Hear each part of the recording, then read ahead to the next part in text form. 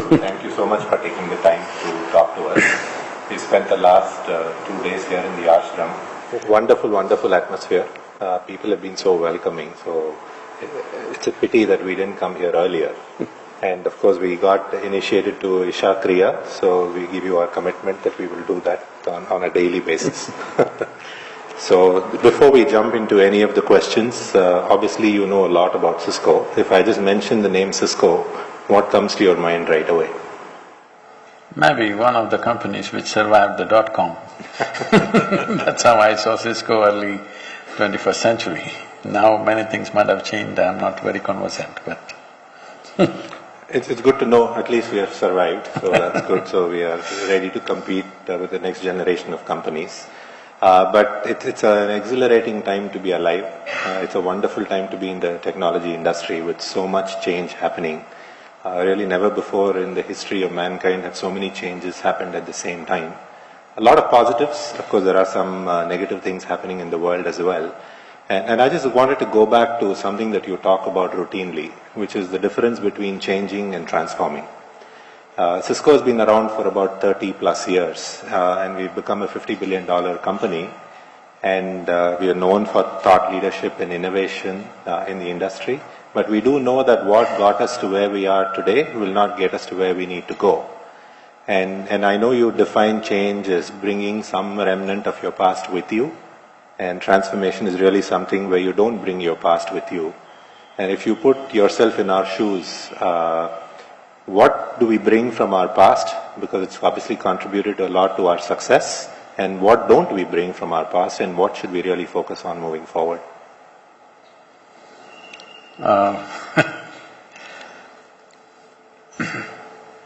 You know, I'm not a business person. But for me, whatever the nature of an industry or business, though for immediate reasons people think in terms of balance sheets, the real thing is about creating something that is of some consequence and some transformation in the world. Whether it's running a school here, or an ashram, or a technology company, as far as I'm concerned, the intent is same. That is, it is about human well-being. How much can we enhance human well-being? That's all the intent is. It may find expression in so many different ways. In that context, when we say change, I know this is a word which, even got people elected to presidency. Just one word, change. Well, after some time, jokes going around in America about these things. Let me tell you one. A man went to a restaurant and ordered a soup. The soup came, he was slurping through the soup and he found there were coins in the soup. Then he screamed and called the waiter, "How come there are coins in my soup?" He said, "Well, sir, last time you came, you said unless there is a change in the menu, you're not going to come here again."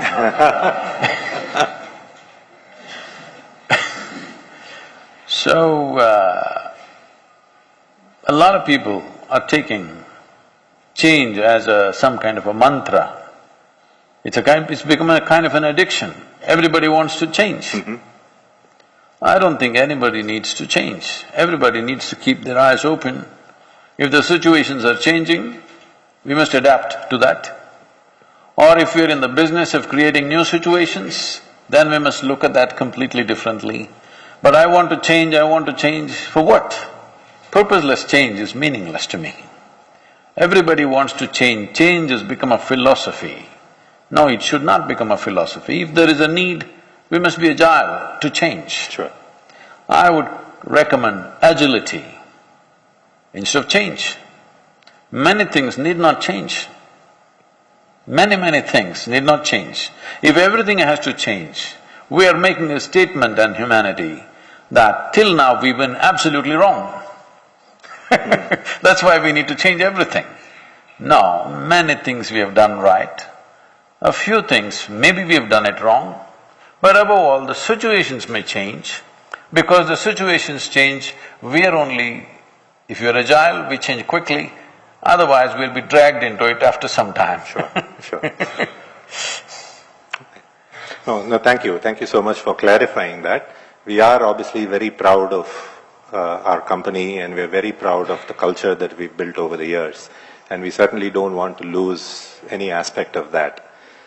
We truly believe that our people are the only sustainable competitive advantage for us as an organization.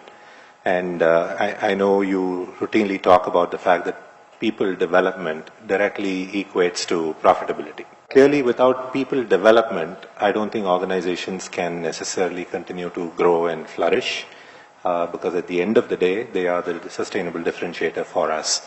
Would you agree with that? And what efforts can we take to continue to invest in the development of our people?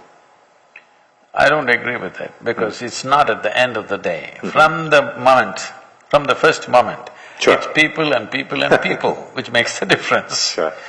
So, not at the end of the day we think of the people, no. The entire human activity is about the people, by the people. Well, sometimes it works for the people, sometimes it doesn't, but it's definitely by the people, there's no two ways about it. So right from first moment, the competence and capabilities that we build into individual human beings is going to determine what we are going to do or not going to do. So, the end of the day may be money, but the beginning is people, the middle is people, all through it's people. Thank you. Good to know that. Shifting gears, clearly, if you think about the world that we live in, it all necessitates almost everybody to take risks. And you can call it calculated risks or otherwise. People have a tendency to shy away from risk-taking because of the fact that it's associated with failure. And obviously we cannot make failure a habit. So, taking risks would necessarily mean operating out of your comfort zone or safety net. Would it be right to force people to operate out of their comfort zone all the time? And then how do you balance risk-taking and failure in a corporate world? See, if one takes a longer stride than the fellow travelers, it gets termed as risk. If one takes a leap, that'll get termed as weird. If one takes a big leap over a chasm that you cannot fathom, then that's called a crazy leap. But without a longer stride, without a leap, and without a crazy leap, nothing significant has ever been done by any human being. But of course, there is also something called as fatal leap. Because we must decide whether we want to do a venture or an adventure or an exploration or a fatal leap. Well, what one person thinks is an adventure, somebody thinks is madness. What one person thinks is risk-taking, another person looks at it as not good enough for where we are. So these are all different opinions and different ways of looking at things. For one who is competent at a certain level, what is effortless, if another man tries to do the same thing, he will break himself down. Sure. So it depends on the nature of the industry, the nature of the people who are running it. For many people, it may be best to just sustain themselves where they are. If they attempt something big risk, they will crack up. Not everybody is made for that. So trying to encourage a culture of risk-taking could be dangerous. First of all, I don't want anybody to look at it as, I'm a risk-taker or not. I see this kind of demographic division happening in the corporate thing. These are risk-takers, these are not risk-takers. And what I see is, something needs to be done. Do you go all out and do it, or do you do it with a hold back? Depends on the times in which you are in, what stage of development are you are in, as an individual and as a business, Right. as an organization. So at certain stages you have to jump maybe. At certain stages when things are going well, you want to have a smooth sailing because there may be many internal things to fix. When a large organization is functioning, there are 1,000 things inside, riggings to be fixed all the time. If you don't fix those riggings, if you don't fix your sails properly and suddenly you go into a wild sea, that'll be foolish. But who's to decide this? Well, this is the business of the captain. That is why he is paid, that is why he is honored, and that's why he is hung. If things go well, he is honored, if things don't go well, he is hung. Leadership comes with these things. Leadership doesn't come with just people clapping their hands. Leadership just doesn't come everybody looking up to you. It comes with enormous risk. One mistake, the same people will be throwing stones at you. Yes? Yes. So, one must understand, if you want to walk at a certain height, there is a risk of falling, always, no question. Crawling on the ground is the safest thing to do. Sure. Even walking is dangerous, you could trip and fall. Running is more dangerous, cycling becomes more dangerous, a motorcycle becomes much more dangerous. Flying an airplane is crazy, all right? So, I'm telling you, it's just 100 years since the Wright brothers flew. 100 years ago, what was considered to be the most dangerous thing to do? Today you said most of the time you're on a plane. Yes. When something that was considered to be dangerous became a norm of the day, it may take certain amount of time, a certain amount of life, certain amount of experience and wisdom and so many things. Put together, this becomes a possibility. So if you are captaining a large ship, you can't risk the entire ship every time you want to do something. So if you want to take risk-taking, there'll be some crazies. There'll be some crazies anyway, everywhere. You got to put them in a small boat and throw them out into the sea. See what happens. If they make it, then maybe we can direct the ship in that direction. If you take the whole ship in that direction straight away with all the people and everything involved, that could be a disaster. So, there are many ways of doing it, there's no particular way. Sure. But this is building up like an ideology, risk takers and non-risk takers. I think it's a very unhealthy thing. Risk taking is not for fun. You take a risk because you clearly see that you're able to do something in a brief amount of time, which would take 100 years for others to do. That's the whole idea. The reason for a longer stride is so that you're ahead. You're able to do something ahead of others. If you want to do something ahead of others, first of all, you must be able to see ahead of others, isn't it? So insight is very, very important, that you are able to see something that others are not yet seeing. Only then you can take a step, Sure. which everybody thinks is very risky, but you know it's just play. Okay? Is that something that would be applicable, for example, to the high-tech industry? Simply because in the high-tech industry today, in years past, it used to take 3, 4, 5 years for a particular technology to be conceived and implemented at scale. And today that window of time is shrunk to about 4 or 5 months. And if you miss that window of opportunity, you find yourself either being a follower or completely cut out of the marketplace. So does that necessitate organizations to actually go out on the ledge a little bit and take calculated bets, if not risks? See,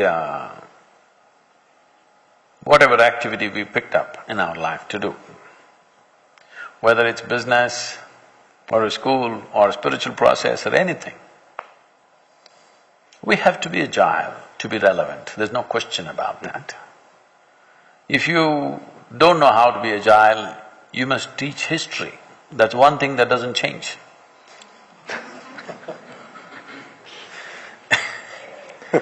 So, if you're talking about crafting the future in some way, you got to be agile. When you're agile, people will think you're crazy, because when you're agile, largely people will see you standing on one foot. The other foot will be looking somewhere else where there is no land yet. The other foot is searching for land which is not yet.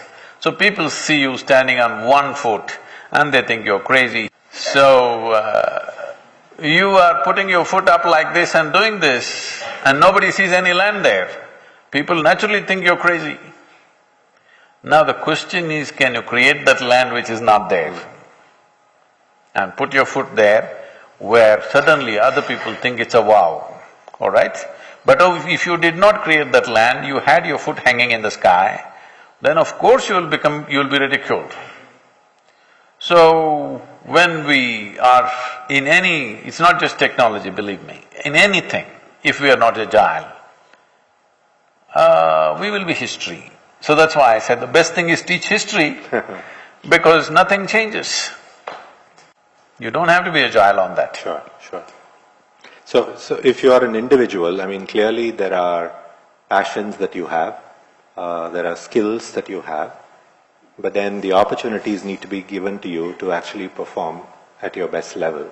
Now, in situations where the opportunities are not given to individuals who are extremely passionate about doing something new or are using their skills to come out again with either a new product or a new innovation or something like that, and the organization does not create an environment for somebody to use their passion and their talent, what specific skill sets would you have to develop to actually pull the organization towards you to make the larger context see your way? That's much more difficult to do, which is why there are fewer and fewer inventions in the world, simply because the organizations don't align with individuals, it's the other way around. I think fewer inventions are a product of our schooling.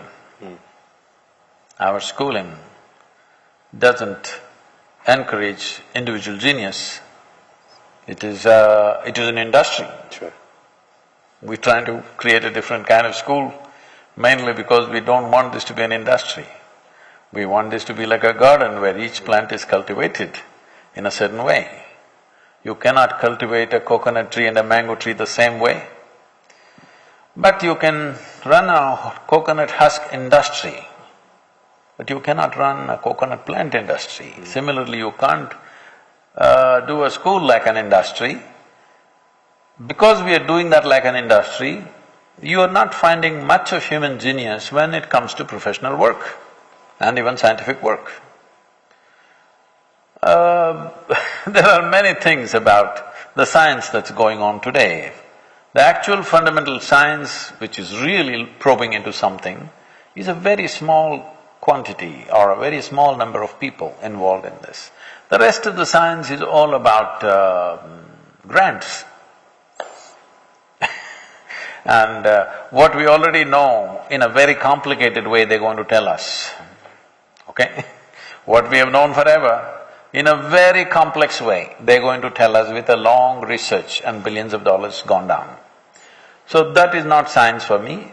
The real science is about really probing the existence for something new that we do not know as yet.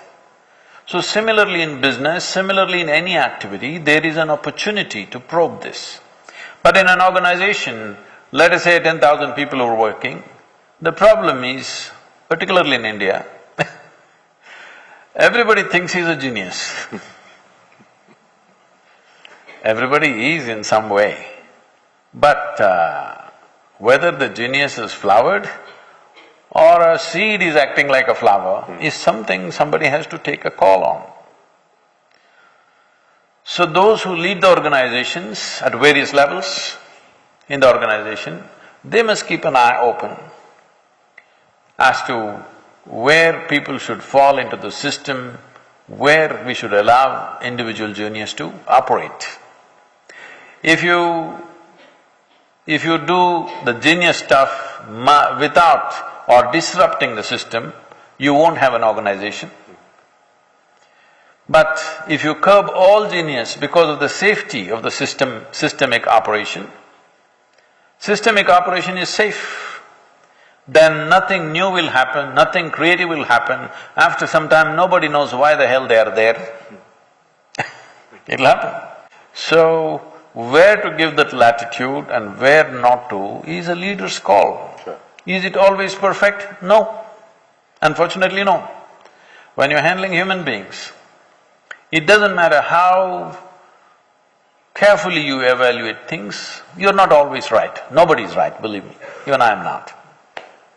Though I have a different sense of people, I don't judge them by their actions. I judge them by the potential they carry within them. They may not know the potential, because I judge them by that. But in spite of that, you are not 100% right ever. They can always surprise you or disappoint you in so many different ways, it's always there. But it's the leader's call. When you take that call, you could be right, you could be wrong. That's where success and failure is. See, this one part of the question touched this. Today a whole lot of people, this has become fashionable to say, you must learn from your failures. So somebody is saying, either we win or we learn. Well, I tell you, you keep learning. No, the very purpose of human activity is success, isn't it? When you do something, whether it's simple or complex, do you want to be successful with your activity or no? Not just some great business or something else. Even if you throw a ball, you want to hit what you want to hit, isn't it? It's not about anything. The purpose of action is success. Nobody wants to do activity intending to fail. So, success is important. The moment you start eulogizing failure, oh, you can learn a lot from failure, please keep learning, I don't want to be in that company. You can learn a lot, please learn all your life. Makes total sense. Thank you. Companies have been global for a very long time, and obviously whenever you have a global operating model, you've got people working in different countries, different time zones, and a number of those people you don't even see physically, and you connect with them through electronic media. Decisions are also made in different time zones, and sometimes you make decisions on behalf of your peers and your colleagues somewhere else. So business is being done on the basis of trust. And people also feel comfortable in somebody else making a decision in a different time zone, in a different part of the world. How do you continue to foster an environment of trust where everyone has each other's backs in a model that is continuing to become more and more global? See, without an atmosphere of trust, nothing significant can happen, because when 2 people or 10 people become cautious about each other, it's gone. The very possibility of creating something beautiful is gone. It is only possible when seamlessly we can do things with each other. There is no fear of one person exploiting the other, there is no fear of one person doing something harmful to the other. Only then there will be trust. Building this atmosphere takes a lot of work, because people are made like this. Even if an ant bites them, suddenly they will become suspicious about everything. They think everybody in the universe is going to bite them. Yes, because that is the nature of pain. If little pain happens, they remember only that. So many things happened, it doesn't matter, but little pain happened, they'll remember only that. Now they think entire universe is out to bite them. Once this comes, there'll be no trust. Once there is no trust, creating anything beautiful becomes out of the realm of that group of people. This is why in a company, in our organization, a system is needed. that you don't have to go by individual trust all the time, because simply because people are so different, not even necessary that they are deceptive, they're so different, every individual. So trust is difficult on an individual level. Very rarely two human beings come to a place where they can trust each other absolutely. So, trust is a difficult thing to achieve on individual levels. It is better to create a system that they will trust. So, it's very important that you have a good system. Yes. Here and there, individuals can pop up and express their genius, but there must be a fabric of very good system, a system that they will trust. Because a system is a product of everybody's contribution and participation. That is something that they will trust. That is something that can be debated. But if I debate your integrity, whether you can be trusted or not, immediately it becomes totally bad scene. But I can debate whether your company's system is trustworthy or not, is it fair to everybody or not, we can discuss that. Whether you are fair to everybody or not, once we bring up this debate, it's over, isn't it? Yes. So instead of always going by individual trust, which is hard to achieve, very hard to achieve, it is better to create a system that everybody trusts, and of course individuals have to develop some sense of trust. If they're totally not trusting each other's system, it will also fail. That much trust is possible. Makes a total lot of sense. Staying with organizational dynamics, I'm sure you've heard this mentioned hundreds of times, that the boss is always right. And invariably that's what controls meetings and decision making. In India, of course, we have particular challenges with that paradigm. The Western countries seem to handle that much better. But what are your reactions to that statement, that is the boss always right? See, once you give the decision-making authority to an individual person or a group of people, you can't be questioning it every day. Right now, if you take the nation as an example, you elect a leader. You must give him a certain amount of practical amount of time to see whether he is doing right or doing wrong. Either you are over-anxious or you are just devious. That, I hear this, not just here they didn't talk about it. In major countries in the world, today you elect somebody, tomorrow somebody is saying he must go. Tomorrow, in 24 hours' time. What was he supposed to do?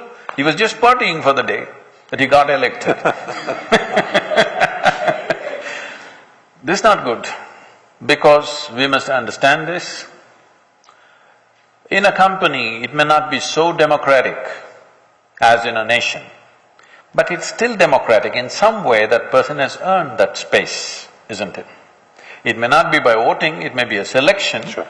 But selection is still democratic in some way. Maybe a board has selected him, that board has taken the decision based on how many people feel about it. The credentials. Yes. Yeah. There may not be an actual ballot box, but there is some sense of democracy there also. So once you elect or select a person to perform a certain duty, you have to allow him certain amount of time, space and resource to achieve what he intends to. And whenever a new person comes, he may have his own thinking, he may have his own vision, he may have his own style of function, which everybody may not understand. But you have to give him at least a reasonable amount of time to show that what he is doing is moving in a positive direction. If you don't give that time, it's an unfair way of doing things. Boss is always right, I think I understand it as it comes from that point of view, that you have to give him time. Let's go by what he says, let's see where we go. So if you have a captain of the ship, if every sailor is going to tell him how to go, then it's doomed. For every small thing, constantly bickering with one who is heading the organization is not going to take any organization forward, because it needs a decisive penetration, and it always takes one man to take those calls. And there must be one man who will be honored for that or who will be hung for that. There must be that man, otherwise how? Sure. Okay. Next question is, I'm really looking forward to your answer on this one. We are sorry if the other answers were No, disappointing. no, no. Cisco is a company that's getting younger and younger, much like India as a country. There are so many millennial populations in the workforce, and obviously in the coming years we will get even more younger.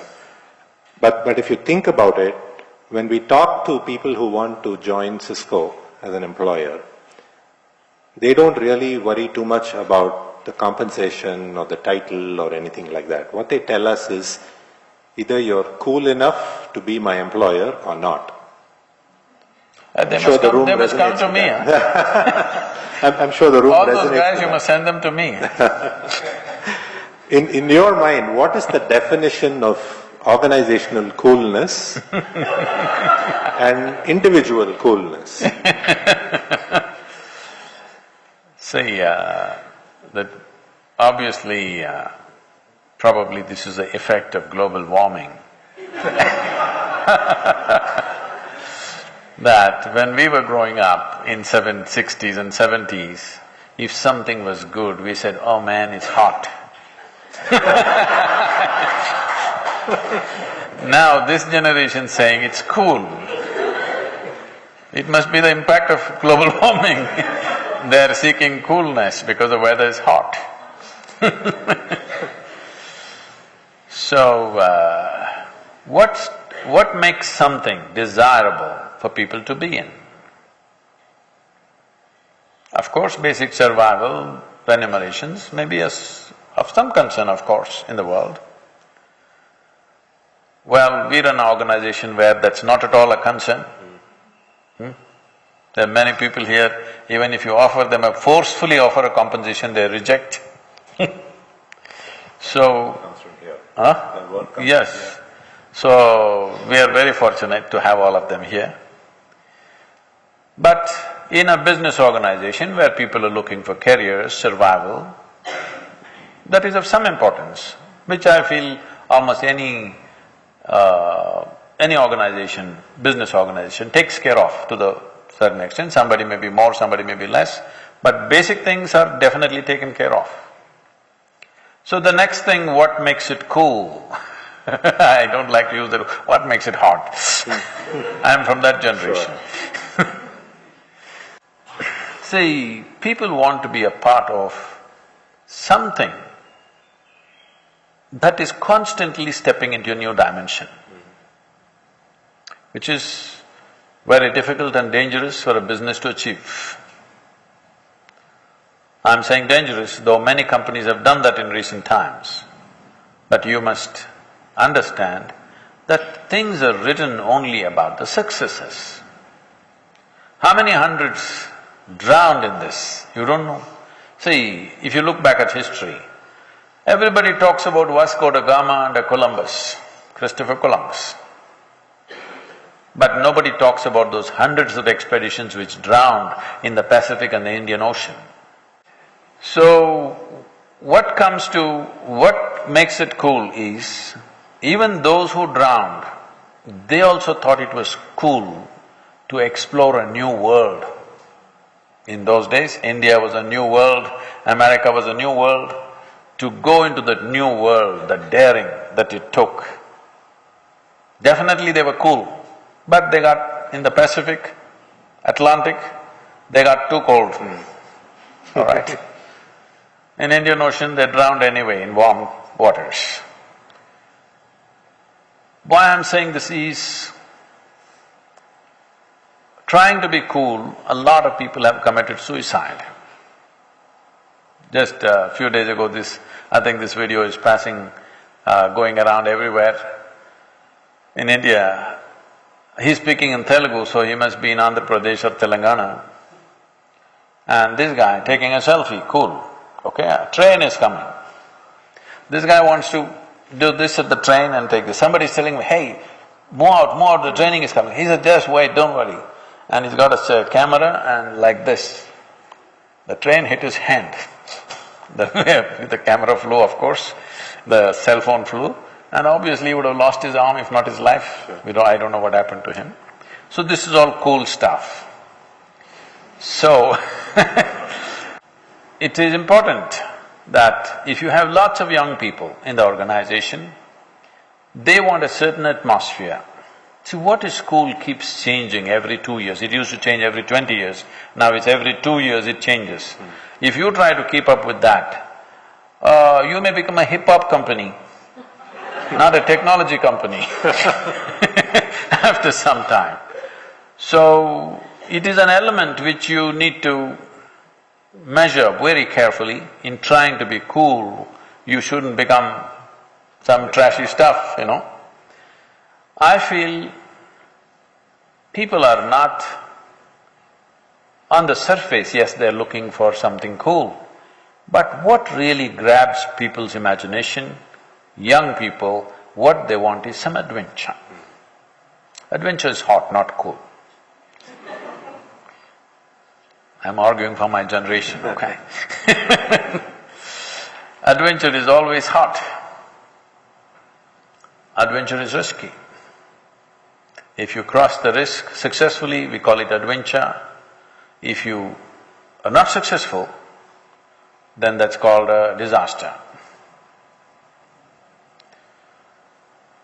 So, how to create an atmosphere where people can adventure in some safety is the whole question. There are many ways to do this. As I said, when you want to do an adventure, you don't take the whole ship and go. You let out a small boat with a bunch of crazies, and crazies are usually competent. Yes it is that competence which gives them the little madness. When there is no competence, they will be stable. Risk takers. I wouldn't say that. I don't want to use that word, but I would say when there is a certain level of competence, you want to walk the edge. If there was no competence or there was not enough competence, naturally they would play it safe. So you're agile on your feet, now you want to dance. Otherwise you walk. If it is not good at all your legs, you use a walking stick and walk, it's safe that way. Now this may be in the body, this may be in the mind, the agility. One may have a mind which is agile but may not have a supporting body. This is why you must group the crazies together, you must get them sufficiently frustrated so that they must understand individually they'll never get an opportunity to do anything adventurous in the company. But if 5 of you come together, we will give you an opportunity to do adventure, we'll invest in your adventure, because adventure takes investments. So you put them in a small boat, initially on a rope, and let them adventure. See, even if you're on a rope in high seas, it's still an adventure, it throws you around So when you see that they're really competent, let go the rope, let us see, it's a risk. Maybe you have some rescue missions ready, but you let them go. So I would say every company should do this. If you have 10,000 employees, you must at least find 5 to 10 groups, a minimum of 5 people, a maximum of 25 people kind of groups, who will build their own businesses which are complementary to the main business. This is the mothership and the baby ship should go out. If you do that, not all of them may hit something big, but inevitably somebody will hit something big. True. Even if they don't hit anything big, your flotilla becomes much more stable than everybody being on one ship. Correct. And the flotilla is yours because you're investing in it, it's controlled by you, but they're doing the adventure. And in case somebody drowns, it's a small thing that drowns, it's not the whole thing. I think this much if you create, a lot of young people would want to be there. Now you will have to invest on these adventurers and keep a tight leash on their budgets yes, and make sure they're adventuring, not not partying by themselves. Why I'm saying this is because I have seen these things. When you put people on adventure, initially they're fired up, after some time, their knees are also hurting. climbing the mountain. They party too often. When I say party, not necessarily party, but you know, Have a good time. company expense. So you have to keep… An adventurer means he should not seek comfort. You're seeking adventure, you should not be seeking comfort. You must sleep on a bunker bed. Because you are looking for adventure, you must go through different conditions. I am risking investments on you, you are not going to get the same salary that somebody else who sits in the office and does routine job gets. You pay him the routine job more because he goes through the ignominy of being not cool. Isn't it? Now you're cool. When you're cool, you don't have to buy trousers which cost $1,000 for the tear. You buy a $10 trousers and it tears. Fair enough. Can I ask you some rapid questions, one sentence answers, if possible? Okay. Rapid questions or rapid answers? Rapid answers. So in one sentence, can you describe India? A phenomenon. All right. What does yoga mean to you? Yoga is everything to me. Okay. And yoga means everything. Yoga means union, which means everything. The individual and the universal meets, it's everything. Sure. If you went to sleep now and woke up 20 years from now, what do you expect the world to look like? Oh, I think I'll be dead.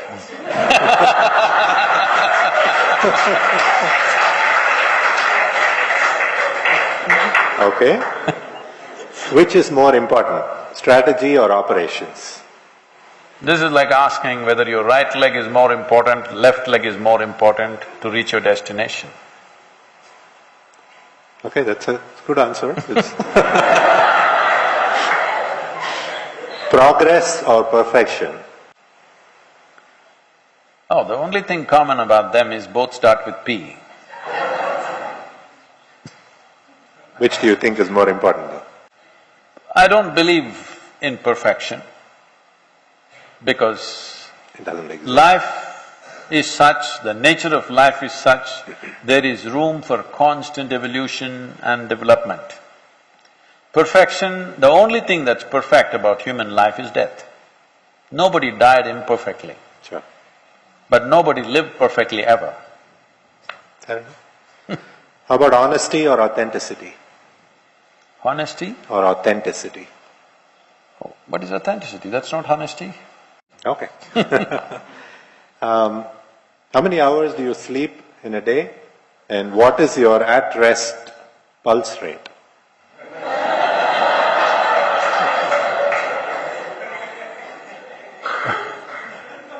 How many hours I sleep, usually I don't decide. The world decides how many hours I sleep. For almost 25 years, I managed with 2.5 hours on an average. These days I'm much lazier, I'm kind of… 3 hours. No, on an average I must be sleeping 4.5 hours per day. But that's not every day. Okay. Some days I sleep little more, some days I don't sleep. It's like that. My rest pulse rate at one time used to be 32, 33. These days, too much travel and not eating the right kind of food all over the place, whatever people give, you eat, and not enough sadhana. So I think it's somewhere between 36 to 40, 42. It's So somewhere between that. which basically means you never get tired, Oh, physically. I die at the end of the day, usually. Okay. What have you mastered? What have I mastered? Myself, I think. And then one last question. I know you're an avid golfer, and my boss, who's our global CIO, he's almost professional level. He's a scratch golfer. So who, in your opinion, is the better golfer, Tiger Woods or Jack Nicklaus? Jack Nicklaus is still good. Tiger Woods has been a phenomenon like nobody. He went on bad times, he's kind of coming back a bit. Recently he's come back. Right. But your boss, I would like to golf him and see. Sure. Because recently… Do you have a handicap? My handicap has been declared as 14 6 years ago. Okay. But 4 days ago, I finished an extremely difficult course which is not very well managed in OT, just 1 over. Nobody has done that course 1 over. Well, we should get my boss to play with you. I thought it is there in me, but there's not enough practice or any kind of honing of skills. Okay. Simply once in a way I play. If I get to play 20 times in a year, I'm good. So, that's not much golfing. Never been to a driving range. But OT course finishing 1 over is a phenomena for someone like me who's Okay. for a senior citizen.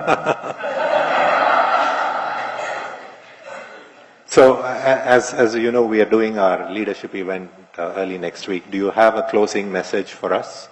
Because there are going to be senior leaders, junior leaders, people managers, technologists, architects, individual contributors. Any closing message for them? I think I've looked at… not now, when I was in Davos, when I met Mr. Chambers, I looked up what was Cisco at that time. I'm sure many things have changed. Somebody was telling me that you're more into security now than anything else. So if you're into security, I think one thing in India that we have not managed well is securing the nation. If you can come up with something, I have my own ideas about this, if you come up with something which can secure the borders of this nation, which will eliminate this trouble of almost every day young army officers are getting killed. When I was at the National Defense Academy, the commandant of the academy was telling me, Sadhguru, look at them, they're all 17-year-old boys. But in next 4 years, I will be getting news that somebody, one of them here, there got killed. This is a very painful job. I'm raising them and sending them to your place where they may get killed.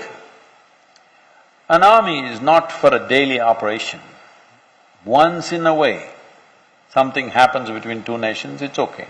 Every day, this happening, I think we can come up with a technology which will deal with it, no human being need to be there. Very easily, it can be done. From whatever existing technology I've seen, I'm sure it can be devised. I hope Cisco invests in that, and not only Indian soldiers, anywhere, they need not die. If you set up a security thing, nobody is going to shoot up your technology versus their technology, then it will become irrelevant. Borders are fixed and it's fixed. There's no need to protect it, sacrificing human life all the time. Another thing I would like to tell Cisco is education. The greatest challenge of education or educating the world is producing good teachers. It's… for the requirement that we have in the world, it is an impossible task. To produce a teacher who can understand physics or chemistry or mathematics and also understands the children and also is capable of smiling through a tough formula is difficult. So if you deliver education, if you deliver physics, chemistry, mathematics on technology platforms, understanding children and smiling, we can produce people, I'm good at that. And this would make the education wonderful. When the burden of, the subject is not there on the teacher, I think they will do a fabulous job with the children. So this is an arena that a company like yours should enter big time, because this could be a solution for the future generations, that things can be done. Either they can go to school or at home or in all kinds of different atmospheres, it could be done. Right now, this has been the case that children go to school, these children are here all the time, but children go to school for 5, 6 days and 1 day is a break. You can make it the other way around. 6 days you are studying by yourself, 1 day you go to school for a better understanding of what happens. I'm saying there are so many possibilities. So if technology platforms are created which will effectively deliver the subject matter from first standard to 12th standard for every nation, if this can be done, you have educated the future generations, and that will be the greatest contribution that a company like yours could do. Thank you very much for having me. Thank you.